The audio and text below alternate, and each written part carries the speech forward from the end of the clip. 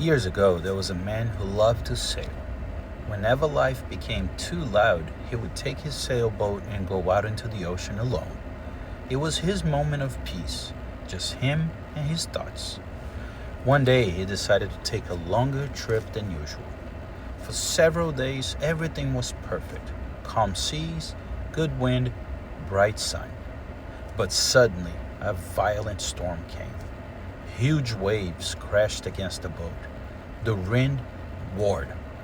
The rain poured down, and in the chaos, he was thrown into the ocean. Hours later, he woke up on the sand of a small deserted island. His boat gone. At first, he hoped someone would be able to find him. He tried to build a fire so the smoke could signal a passing ship or maybe a plane. But there was a problem. It rained every day. Days went by, weeks, and non-stop rain. Every time he gathered wood to start a fire, the rain would come and soak everything. Several weeks went by. He was surviving on coconuts and the occasional fish. And that man, who once had no faith, began to pray. Every day he prayed the same prayer: God, please, make this rain stop. But the rain kept coming, until one day it finally stopped. One day without rain, then 2 days, then 3 days.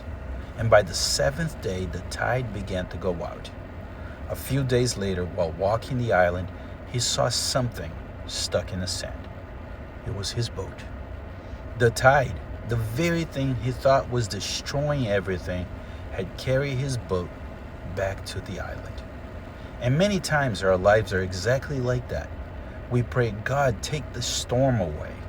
But sometimes God is simply raising the tide.